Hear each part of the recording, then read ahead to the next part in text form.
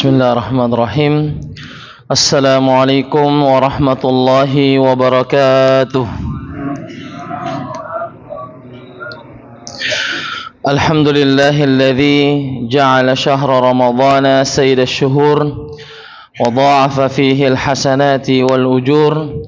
Arsala an-nabiyya sallallahu alaihi wasallam bil huda wan nur wa ala alihi wa ashabihi wa man tabi'ahum bi ihsanin ila yaumin nusyur. Amma ba'd. Hadirin dan hadirat, Bapak-bapak dan ibu-ibu kaum muslimin yang sama-sama berbahagia. Alhamdulillah, pada malam hari yang berbahagia ini, di malam Selasa tanggal 18 dari bulan suci Ramadan tahun 1446 Hijriah, dengan izin Allah Subhanahu wa taala dan taufiknya, kita bisa hadir untuk sama-sama melanjutkan kegiatan kita setiap selesai sholat Isya dalam program Cerdas Ceramah Ramadan berseri dalam tema Asmaul Husna, yaitu menyelami makna nama-nama Allah Subhanahu wa taala yang maha indah. Para jamaah sekalian yang sama-sama berbahagia, pada pertemuan kita yang lalu telah kita sebutkan dua nama Allah Subhanahu wa taala. Yang pertama adalah As-Salam, yang berarti keselamatan dan kesejahteraan dari segala macam aib dan kekurangan. Dan agama kita adalah agama yang selamat, agama yang sejahtera. Wassalamu manittaba'al huda, dan keselamatan bagi orang yang mengikuti petunjuk Allah. Maka agama kita ini adalah agama yang selamat, agama yang sejahtera, dan satu-satunya agama yang diridhoi oleh Allah Subhanahu wa taala. Inna ad-dina indallahil Islam. Sesungguhnya agama yang satu-satunya diridhoi adalah agama Islam. Wa may yabtaghi ghairal islami dinan falan yuqbala min. Lanjutan ayatnya mengatakan, siapa yang mencari agama selain agama Islam, falay yuqbala min, maka dia tidak diterima. Wa huwa fil akhirati minal khasirin, dan di akhirat dia termasuk orang yang merugi. Apa tafsiran orang merugi kalau di dalam Al-Quran? Maksudnya apa? Neraka. Kalau beruntung, surga. Ya, kalau kita mengatakan, kita baca artinya, dan dia termasuk orang yang beruntung, masuknya surga, dan dia termasuk orang yang merugi, maksudnya adalah neraka. Ya, maka ini adalah agama yang kesejahteraan dan membawa keselamatan dunia, apatah lagi di akhirat. Yang kedua adalah al-mu'min. Al-mu'min artinya maha memberi rasa aman kepada seluruh ciptaan Allah Subhanahu wa taala.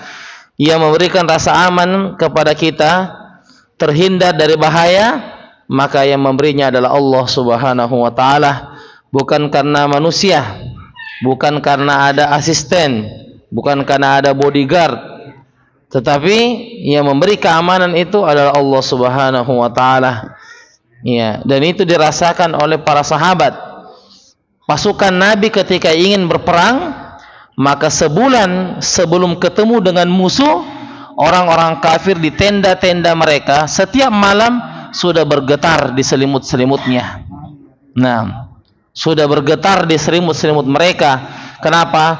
Karena dia tahu satu bulan kemudian kita akan ketemu dengan pasukan Muhammad, yang mana pasukan Nabi Muhammad ini adalah mempunyai iman yang sangat kuat, sehingga Allah menurunkan rasa takut di jiwa-jiwa orang-orang kafir.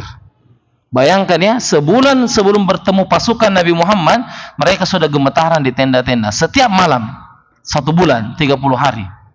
Ya, bagaimana Allah memberikan rasa takut ke hati-hati mereka, dan memberikan rasa berani di hati orang-orang beriman. Ya, jadi itu semuanya datang dari Allah Subhanahu wa taala, bukan karena jumlah yang kuat, bukan karena jumlah yang banyak, tetapi kita berserah diri kepada Allah Subhanahu wa taala, Al-Mu'min, yang maha memberikan keamanan. Baik jamaah sekalian yang sama-sama berbahagia, insyaallah malam hari ini kita lanjut. Ya, kita usahakan 4 nama ya, malam hari ini kita baca 4 nama. nama-nama Allah Subhanahu wa taala yang maha indah. Yang pertama adalah Al-Muhaimin. Ya, Al-Muhaimin. Al-Muhaimin ini disebutkan sekali dalam Al-Qur'an. Di surah apa itu? Al-Hasyr ayat 23. Ya, kita telah sebutkan bahwa di dalam surah Al-Hasyr ayat 23 di situ ada 12 nama-nama Allah Subhanahu wa taala. Huwallahu alladzi la ilaha illa huwal malik al-quddus as-salam al-mu'min al-muhaiminul azizul jabbarul mutakabbir subhanallahi amma yusyrikun. Huwallahul khaliqul bari'ul musawwiru lahul asmaul husna yusabbihu lahu ma fis samawati wal ard wa huwal azizul hakim. Ya. Jadi disebutkan banyak nama-nama Allah di surah Al-Hasyr, tepatnya di ayat ke-23 dan 24. Ya. Tapi Al-Muhaimin ini disebutkan di ayat yang ke-23. Maknanya adalah yang maha memelihara. Ya. Jadi Allah yang maha memelihara. Ya. Kalau kita sebagai petani harus sering sebut nama Al-Muhaimin. Ya Al-Muhaimin, duhai zat yang maha memelihara, peliharalah sawah saya dari macam hama, dari segala macam tikus yang datang untuk menghancurkan tanaman. Panggil nama Allah ya Al-Muhaimin, duhai zat yang memelihara. Biar pakai pupuk bagaimana? Kalau kita jarang berdoa kepada Allah Subhanahu wa taala, kita tidak tawakal kepada Allah, kita tawakalnya sama pupuk. Nah, ini bahaya ini. Harus diluruskan ini akidahnya para petani. Jangan mengandalkan ini pupuk. Andalkan Allah Subhanahu wa taala. Ini pupuk kapan keluar? Sahabat dulu ada juga kebunnya, tapi mereka tidak pakai pupuk. Tapi keyakinannya kepada Allah kuat. Sahih al-khata. Ini kan pupuk di belakang. Zaman sahabat tidak ada pupuk, tapi alhamdulillah kurmanya bagus, tanaman-tanamannya juga tumbuh dengan subur karena dia bertawakal kepada Allah. Setelah dia berikhtiar menanam, ya, berusaha, ya, merawat dengan baik, kemudian dia serahkan kepada Allah Subhanahu wa taala. Jangan sampai kita terlalu bersandar kepada pupuk dengan segala macam jenisnya, kemudian kita tidak pernah berdoa dengan ya Al-Muhaimin, wahai zat yang memelihara. Jadi ini juga ibu-ibu harus sering sebut ini. Ya Al-Muhaimin, apanya itu? Bunga-bunganya yang di bawah rumah. Nggak tahu apakah ini mengikuti zaman saja atau sudah mulai pudar. Ya, dulu itu, nah, dijaga baik-baik. Ya. Jadi ini Al-Muhaimin yang maha memelihara. Kita sedang membuat sesuatu atau kita sedang merawat tanaman, kita panggil nama Allah ya Al-Muhaimin. Contohnya ya Al-Muhaimin, rawatlah tanaman saya. Begitu, bisa pakai bahasa Indonesia saja, tapi bisa memanggil nama Allah dengan bahasa Arabnya. Karena kita pelajari sekarang. Ya Al-Muhaimin, duhai zat yang maha melihara, tolong pelihara tanaman saya. Tolong jadikan tanaman saya ini baik, ya, tumbuhnya subur dan tidak gagal panen. Ya, tidak gagal panen. Baik, kemudian yang kedua ada Al-Aziz. Al-Aziz ini disebutkan 92 kali dalam Al-Quran. Ya, ini banyak ya. 92 kali dalam Al-Quran. Ya. Salah satunya adalah di surah Al-Munafiqun. Ya. Surah Al-Munafiqun ayat ke-8. Ya, surah Al-Munafiqun ayat ke-8 disebutkan 92 kali dalam Al-Quran. Ya. Salah satunya di surah Al-Munafiqun ayat ke-8, Allah Subhanahu wa taala berfirman, "Walillahil 'izzatu." Ya, aziz itu dari kata izzah yang artinya maha perkasa. Walillahil 'izzatu, dan bagi Allah lah yang maha perkasa. Wali rasulihi, dan juga rasulnya.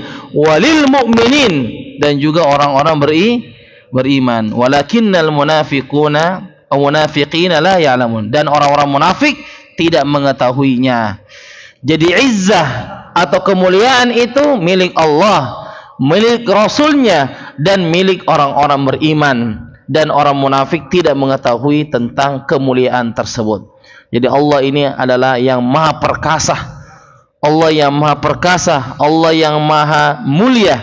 Ya. Jadi Al-Aziz artinya yang maha perkasa. Di sini ada 3 makna ya disebutkan oleh para ulama kita tentang yang maha perkasa, ya, yang maha perkasa. Yang pertama adalah maksudnya adalah kekuatan Allah Subhanahu wa taala yang maha dahsyat. Ya. Kekuatan Allah Subhanahu wa taala yang maha dahsyat.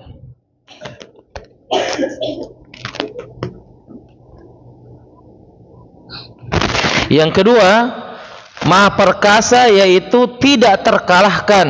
Ya. Maha perkasa artinya Allah itu tidak terkalahkan. Ya. Allah itu tidak terkalahkan. Yang ketiga, maksud dari maha perkasa artinya Allah mengalahkan orang-orang yang berbuat curang. Allah bisa mengalahkan orang-orang yang curang, ya. Orang-orang yang berbuat curang, orang-orang yang berbuat tipu daya kepada Allah, Allah akan mengalahkannya. Ya. Siapa mencoba untuk menipu Allah, maka Allah akan menipunya. Bagaimana bentuk dia menipu Allah? Dia beriman kalau di depan orang, tapi kalau dia sendirian, maka dia tidak beriman kepada Allah Subhanahu wa taala. Kelihatannya kalau banyak orang dia seperti orang soleh, dia bermusuhan dengan setan, tapi ketika dia sendirian di kamar, ternyata dia punya bestinya setan. Nah, ya kelihatannya dia itu bermusuhan dengan setan, tetapi ketika dia bersendirian, ternyata bestinya setan. Ya, dia punya teman. Ya, nauzubillah min zalik. Ya, jadi itu yang disebutkan dengan Al-Aziz, Allah yang maha perkasa. Dari segi kekuatannya yang maha dahsyat, Allah maha perkasa yaitu tidak terkalahkan, dan Allah mampu mengalahkan orang-orang yang menipu, orang-orang yang berbuat curang di muka bumi ini. Baik. Kemudian nama berikutnya yang disebutkan, yang pertama adalah Al-Jabbar, ya. Al-Jabbar yaitu yang maha kuasa, ya. Al-Jabbar artinya yang maha kuasa. Dan ini juga disebutkan sekali dalam Al-Quran. Surah apa itu? Surah Al-Hasyr ayat 23. Ya, surah Al-Hasyr ayat 23. Al-Jabbar artinya yang maha kuasa. Allah itu Al-Jabbar, Allah itu maha kuasa. Jadi kita bisa memanggil nama Allah Al-Jabbar ini ketika kita ditimpa masalah yang kayaknya tidak bisa kita keluar. Dari segi logika manusia kita tidak bisa keluar dari hal ini. Ya, mungkin ada masalah kita, bukan mungkin Ustadz, banyak. Nah, ya, jangan bilang kayak mungkin ada masalah, tak? Yang betul itu banyak masalah. Nah, ketika kita punya masalah dan seperti kita menganggap ini sudah mentok ini, tidak bisa kita lari ke sana kemari, maka panggil nama Allah, Ya Jabbar. Apa itu Ya Jabbar? Ya Maha Kuasa. Baru kita sebut, Ya Allah yang Maha, Ya Jabbar, Ya Maha Kuasa, tolong selesaikan urusan saya, atau tolong bantu saya. Ini sudah tidak bisa lagi saya berbuat apa-apa. Misalnya kita lagi ditagih hutang kita dan kita tidak ada yang bisa untuk kita bayarkan. Tolong panggil Ya Allah Al-Jabbar yang Maha Kuasa. Tolong berikanlah saya kekuatan. Ya. Masya Allah. Jadi ini memang ada kondisi yang kita sudah sempit kondisinya. Ya, sempit kondisinya. Dan kalau kita sudah mentok, ya, rumusnya kalau kita sudah ada masalah, jangan sandarkan masalah itu kepada kita. Kalau ada masalah kita, salah kalau kita mengandalkan diri kita. Resep kalau ada kita punya masalah, itu ada di dalam Al-Quran. Ya ayyuhalladzina amanu sta'inu bis-sabri was-salah. Innallaha ma'as-sabirin. Wahai orang-orang beriman, minta tolonglah kepada Allah dengan 2 cara. Apa itu? Bis-sabri, sabar. Kemudian laksanakan salat. Ya. Sesungguhnya Allah bersama dengan orang-orang yang sabar. Ya.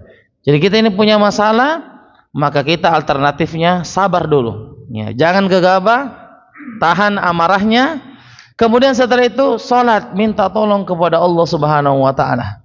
Nabi itu idza hazamahul amr, ketika ada perkara yang sulit dipecahkan, fazia ila shalah, maka beliau langsung menghamparkan untuk salat, langsung tersungkur untuk salat. Ya, jadi kapan kita jadikan salat ini sebagai alternatif kalau punya masalah? Ada masalah ini, kita sudah menangis, mungkin satu keluarga sudah menangis, ajak untuk salat tahajud, ajak untuk qiyamul lail. Ayo kita qiyamul lail sama-sama. Besok ada yang menagih nih, kalau dia tidak bayar kita punya hutang, rumah ini akan disita. Bingung kita, rumah ini akan disita dan kita tidak punya tempat tinggal. Ya, maka alternatifnya adalah pergi salat. Ya, pergilah salat, karena salat itu bisa mendatangkan solusi. Ya, bisa mendatangkan solusi. Baik. Nah, Al-Jabbar di sini memiliki 3 makna juga disebutkan oleh para ulama. Makna yang pertama, Al-Jabbar yaitu maha tinggi. Allah itu maha tinggi. Ya. Allah itu maha tinggi. Ya. Itu makna Al-Jabbar yang pertama, Allah maha tinggi. Yang kedua, Allah maha memaksakan kehendak. Ya, Allah maha memaksakan kehendak, dan itu nama-nama Allah Subhanahu wa taala. Ya, maha memaksakan kehendak. Yang ketiga adalah Al-Jabbar, artinya maha menutupi segala kekurangan makhluknya. Ya, Al-Jabbar artinya Allah yang maha menutupi segala kekurangan makhluknya. Ya, itu masuk daripada Al-Jabbar. Kita ini punya kekurangan semua, maka Al-Jabbar Allah yang akan menutupi kekurangan kita, menutupi kekurangan kita. Makanya salah satu hikmah pelajaran adanya pernikahan itu untuk menutupi kekurangan pasangan. Suami mempunyai kekurangan, maka istri yang menutupi kekurangan tersebut. Jika istri yang mempunyai kekurangan, maka suami yang akan menutupi kekurangan tersebut. Jadi memang hikmah pernikahan itu adalah saling menutupi aib masing-masing. Ya, biasanya itu ada ya, satunya cerewet, satunya pendiam. Jarang ditemukan itu suami dan istri sama-sama cerewet. Jarang. Yang ada adalah istri cerewet, suami pendiam. Yang ada adalah istri cerewet, suami pendiam. Yang ada adalah, nah, jadi seperti itu, bahwa ya, ini adalah hikmah bahwasanya Allah maha menutupi kekurangan-kekurangan hambanya. Ya. Kemudian yang kedua adalah Al-Mutakabbir. Ya, Al-Mutakabbir ini disebutkan sekali juga dalam Al-Quran. Surah apa ini? Surah Al-Hasyr ayat 23. Ya, Surah Al-Hasyr ayat 23. Nah, jadi ini sekali lagi banyak nama-nama Allah yang terkandung dalam surah apa? Al-Hasyr ayat 23. Baik. Al-Mutakabbir artinya yang maha menyombongkan diri. Ya. Yang maha menyombongkan diri. Dan semua nama Allah itu baik, semua asmaul husna itu baik. Dan Allah itu sombong, beda sombongnya dengan makhluk. Hati-hati, jangan samakan sombongnya makhluk dengan sombongnya Allah, beda. Iya. Nama Allah adalah Al-Mutakabbir. Apa artinya mutakabbir? Yang maha sombong, dan Allah pantas untuk sombong. Tapi ingat, sombongnya Allah jangan seperti kita. Jangan dianggap, oh Allah itu sombong, kenapa ada namanya Allah maha sombong? Ini kan sifat yang negatif. Oh tidak. Jangan samakan Allah dengan makhluk. Ya, walam yakul lahu kufuwan ahad. Tidak ada yang sama dengan Allah. Laisa kamitslihi syai'. Tidak ada yang semisal dengan Allah. Jadi jangan kita anggap sombong itu seperti kita angku, ya, tidak mau menerima pendapat, mau menang sendiri. Oh bukan, bukan itu. Yang disebutkan dengan yang maha sombong di sini, ya, yaitu Allah menyombongkan diri. Di depan apa tadi? Allah menyombongkan diri. Ya, pada tiga ya. Allah menyombongkan diri pada tiga di sini. Pertama adalah kepada orang jahat. Allah sombong kepada orang-orang yang jahat. Ya. Orang-orang jahat. Yang kedua, Allah sombong kepada orang-orang yang buruk. Ya, orang-orang yang buruk sifatnya. Orang yang buruk sifatnya. Apa itu? Lain di depan, lain di belakang. Ya. Lain di depan, lain di belakang. Di depan sangat manis, tapi di belakang menusuk dari belakang. Kejam, diceritai kita dari belakang. Ya, bermuka dua. Lain kalau kita ketemu, lain kalau ceritanya di belakang. Nauzubillah. Ini sifat-sifat orang munafik. Ya. Kalau dia tidak orang munafik, dia jujur sama saja. Di depan atau di belakang sama saja. Apa yang dia bicarakan sama. Tapi yang menjadi orang munafik adalah lain yang dibicara di depan, lain kalau kita tidak ada. Nah, dan juga Allah bersombong kepada pelaku dosa. Allah Maha sombong kepada pelaku dosa. Baik. Jadi saya ulangi lagi, Allah itu tidak boleh disamakan dengan makhluk, termasuk masalah sifat sombong ini. Jangan mengatakan Allah Maha sombong, berarti ini kan negatif. Tidak, ini positif. Semua nama-nama Allah itu husna. Apa itu husna? Baik. Semua nama-nama Allah itu baik. Ya. Kami pernah bertanya langsung kepada Syekh pada datang ke Makassar. Ya, hafizahullah taala. Namanya Syekh Hamad Ibni Zaidani hafizahullah. Beliau masih hidup dan beliau murid daripada Syekh Muhammad bin Shalih Al-Utsaimin di Qasim. Kami awal-awal mendengarkan hadis tentang innallaha yaghar, ya, sesungguhnya Allah itu cemburu kepada hambanya. Ya, maka kami datang bertanya. Saya bertanya, apakah Allah punya sifat cemburu? Kata Syekh, "Na'am, ada." Tapi ingat, cemburu Allah tidak seperti cemburunya manusia. Nah, kalau kita cemburu itu apa yang ada di pikiran kita? Ya, bahasa Perancisnya itu mejo. Ya, dia cemburu kan mejo, pasti dia marah, dia apa. Ya, kalau ini ada mojo. Ya.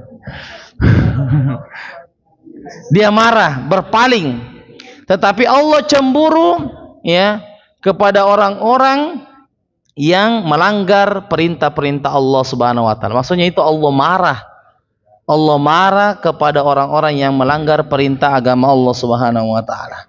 Jadi secara pendengaran nama-nama Allah itu tidak boleh disamakan dengan makhluk. Allah Maha kuat, jangan samakan kekuatan manusia dengan kekuatan Allah. Kita kuat mungkin angkat beban apa semua. Kalau Allah Maha kuat atas segalanya, segalanya Allah Maha kuat. Ya. Jadi ini disebutkan oleh para ulama bahwa jika kita menemukan nama-nama Allah, maka jangan disamakan dengan makhluk. Dalilnya apa? Walam yakullahu kufuwan ahad. Tidak ada yang sebanding dengan Allah Subhanahu wa taala. Kemudian dalam hadis disebutkan salasah, ada 3 golongan. Ya, bisa didengarkan ini. Ada 3 golongan. Nauzubillah. Semoga kita tidak masuk di 3 golongan ini. Nauzubillah. Ada 3 golongan. La yukallimuhumullah yaumal qiyamah. Allah tidak akan mengajaknya bicara pada hari kiamat. Ya. Wala yuzakkihim. Allah tidak akan menyucikan dosa-dosanya. Wala yanzuru ilaihim. Allah tidak akan memandang dia dengan pandangan rahmat. Allah akan memandang dia dengan pandangan murka, dengan pandangan marah. Dan yang keempat, walahum azabun alim, dan bagi mereka azab yang sangat pedih. Ada 3 golongan ini, luar biasa ini hukumannya. Apa hukumannya? Allah tidak ajak bicara di hari kiamat. Kemudian Allah tidak menyucikan dosa-dosanya, tetap berdosa, tidak akan dicuci dosanya. Kemudian yang ketiga, Allah tidak memandang dia dengan pandangan rahmat, tetapi Allah memandang dia dengan pandangan laknat. Dengan pandangan apa? Laknat, dengan pandangan yang marah. Pandangan yang penuh dengan murka. Dan yang keempat, bagi mereka azab yang sangat pedih. Siapakah 3 golongan itu? Yang pertama, syaikhun zani, orang tua yang berzina. Adakah ini orang tua yang berzina? Ada atau banyak? Bukan banyak, banyak. Pakai U lagi. Banyak, baru K-nya 12. Banyak.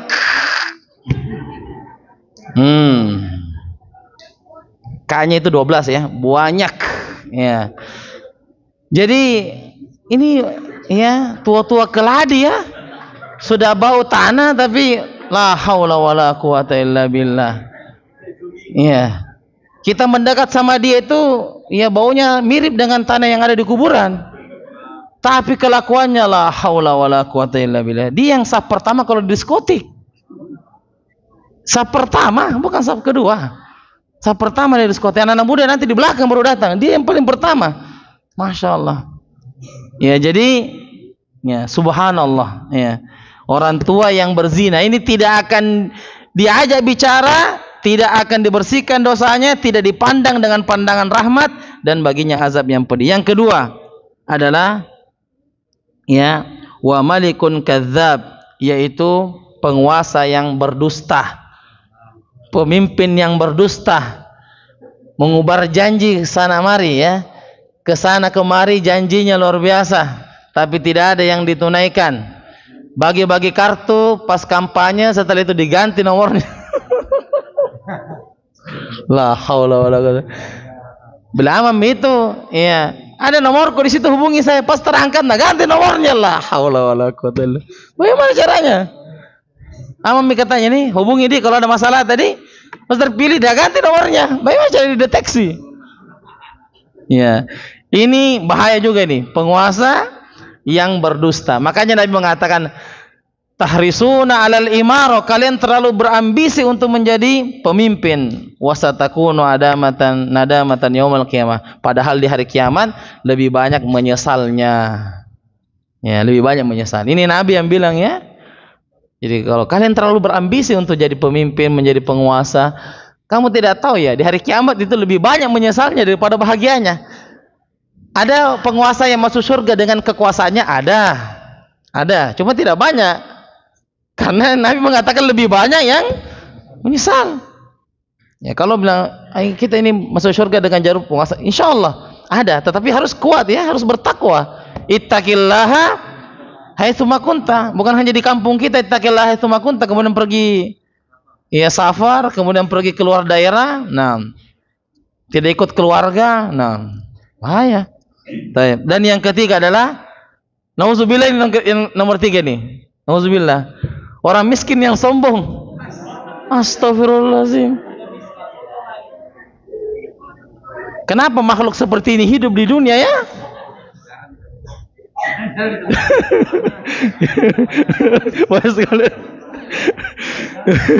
Miskin yang sombong. Ingat ya, sombong itu berapa maknanya sombong? 2. 1, menolak kebenaran. 2, menganggap remeh manusia. Kalau menganggap remeh manusia mungkin sedikit, karena dia tidak punya apa-apa. Tapi nomor 1, menolak kebenaran. Apa itu kebenaran? Yang mencocoki Al-Quran dan Sunnah. Mencocoki Al-Quran dan Sunnah. Jadi ini ya, orang miskin yang sombong ini juga tidak akan dilihat oleh Allah, tidak akan dipandang dengan pandangan yang baik, dengan pandangan rahmat. Jadi nauzubillah dengan 3 golongan ini ya, sehingga kita banyak-banyak bertobat kepada Allah Subhanahu wa taala dan menjadikan nama-nama Allah ini kita berdoa dengannya. Kita panggil nama Allah ya Jabbar.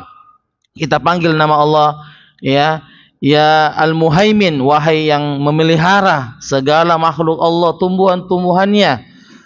Al-Aziz, yang maha perkasa. Ya, kita panggil nama-nama Allah dan kita sebutkan hajat kita masing-masing. Baik, saya kira demikian para jamaah sekalian. Sebelum kita akhiri, satu ayat yang ditadaburi hari ini bisa disampaikan. Ayat berapa sekarang? Surah ke-17.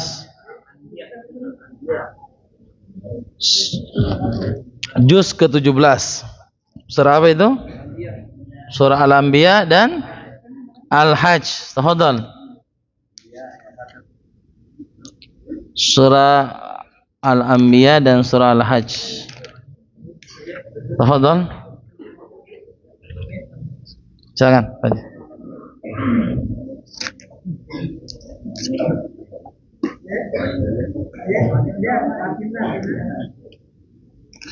Ini sama mendekat kepada manusia itu mereka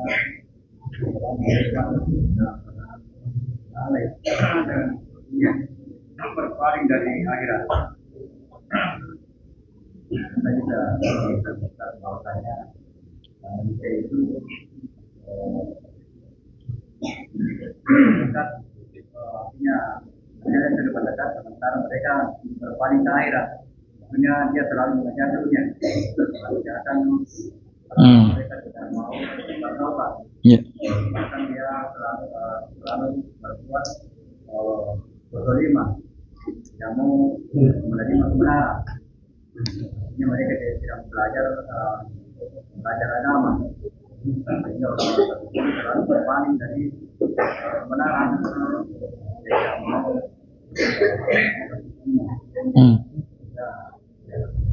berpaling dari kebenaran. Baik, barakallahu fiik. Ya, jazakallahu khair, bahwa pelajaran dari ayat pertama dari surah Al-Anbiya bahwa semakin dekat manusia dengan akhirat, semakin dekat dia akan dihisab oleh Allah, tetapi justru mereka semakin jauh daripada petunjuk. Justru mereka semakin berpaling dari petunjuk Allah Subhanahu wa taala. Ya, jadi memang sikap manusia adalah ketika dia semakin dekat dengan hisab, justru dia semakin lalai dalam petunjuk, ya. Makanya Allah memberikan tanda-tanda kepada kita untuk kita selalu mengingat akhirat, supaya selalu kita ingat kematian. Apa tanda-tandanya? Uban. Uban itu tanda-tanda kematian. Kalau ada misalnya satu ubanta, ada 2 helai, ada 3 helai, itu sudah tanda-tanda sakaratul maut. Nah, peringatan itu sudah peringatan kalau ada sudah uban. Ya. Apalagi keriput di wajah yang dulunya waktu SMA glowing, waktu SMP glowing, sekarang nggak bisa. Apa namanya ini? Kantung matanya sudah terlihat warna hitam di sini kantung matanya. Mau dia mau operasi bagaimanapun ya tetap kelihatan. Namanya seorang tua ya sudah. Nggak bisa lagi dipaksa-paksa. Mau lagi kayak anak SMA, nggak bisa. Kalau sudah tua-tua mau pergi ke salon, tidak gitu, salon cuma 1 pekan saya berubah lagi. Ya. Skincare-nya juga sudah habis ya selesai. Ya, jadi tolong ini tidak bisa lagi muda. Tidak bisa itu orang muda, kalau sudah tua ya sudah tua begitu. Ya, jangan merasa masih muda. Itu peringatan semua, adanya uban, sudah mulai keriput, tangan juga. Coba lihat tangan tas sekarang. Coba lihat ini tangan tas itu keriput-keriput itu ndak waktu kayak anak SMA atau? Coba bandingkan ibu-ibu tangannya dengan anak santri, beda itu. La haula wala quwata illa billah. Ya. Tidak bisa glowing, sudah lewat masa glowing, khalas. Ya, sekarang ini tinggal perkuat takwa saja, ya. Perkuat takwa, perbaiki, ya. Semuanya peringatan. Uban itu peringatan. Yang dulunya kan tidak ada uban, ini kenapa ada 1 helai, 2 helai, 3 helai, ya itu semua tanda-tanda yang namanya peringatan bahwasanya kita akan sebentar lagi kembali kepada Allah Subhanahu wa taala. Jazakumullah khair atas perhatiannya. Kita tutup dengan doa kafaratul majelis. Subhanakallahumma bihamdik asyhadu an la ilaha illa anta astaghfiruka wa atubu ilaik. Wassalamualaikum warahmatullahi wabarakatuh.